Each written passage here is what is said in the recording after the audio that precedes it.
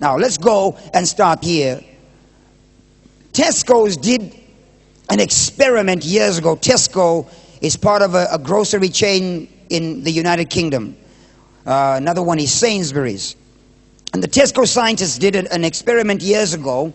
And in this experiment, to improve the quality of product, the scientists came up with this one finding in Tesco, that an onion, the true character of an onion, in its true nature, when you cut it, it shouldn't make your eyes water.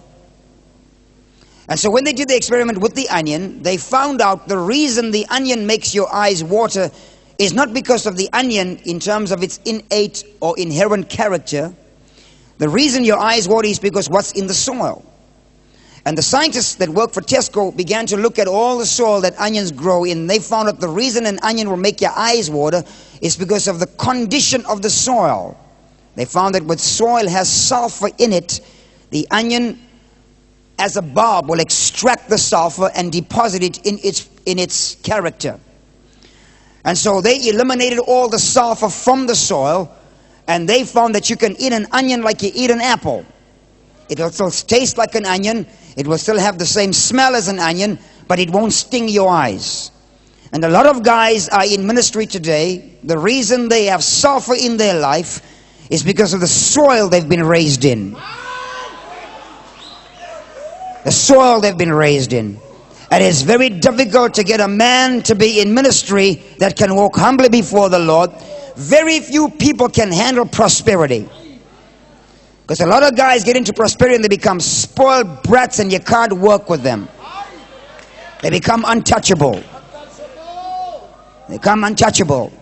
You can't talk to them. And I'm not against security and having people walking around you, because I understand the dynamics of that. But there comes a point where it becomes absolutely ridiculous and absolutely doesn't even make sense. The Bible says that Jesus was so palatable and so accommodating that the children were bouncing on his feet. The disciples were saying, no man, leave the kids alone. Move deaconess away. He said, suffer the deaconess to come unto me.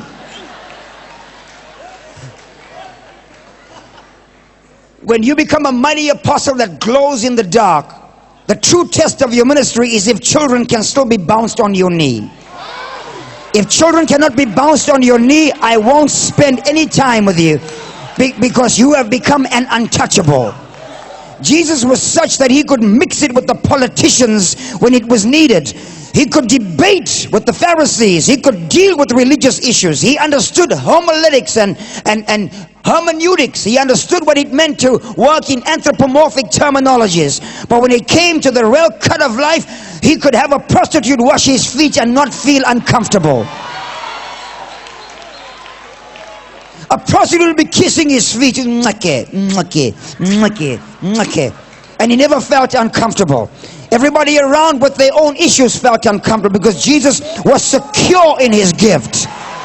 Oh yeah, he was. And if you're going to be anything that God is going to use in the end time church, you got to get the sulfur out of your life. Because anytime you are cut in the presence of hurting people, if their eyes run because you have sulfur, you are not going to be able to heal people in Africa that are hurting so bad.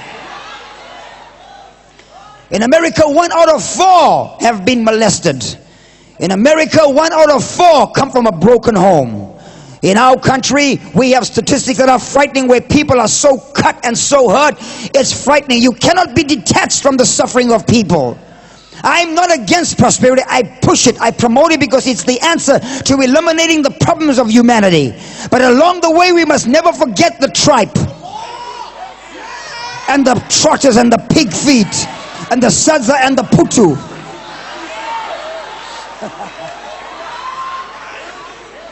Oh yes, when you're eating your filet, and you may not even pronounce it right, you might be eating your filet mignon and drinking your strawberry daiquiri.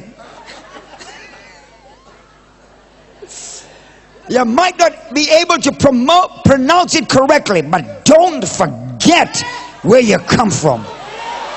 Don't forget you were born in a state stable with some cows, some sheep, and some asses. The Bible doesn't call them donkeys, calls them asses. Don't forget where you are. Don't forget the pit which God took you out. Don't forget the drugs that God took you away from.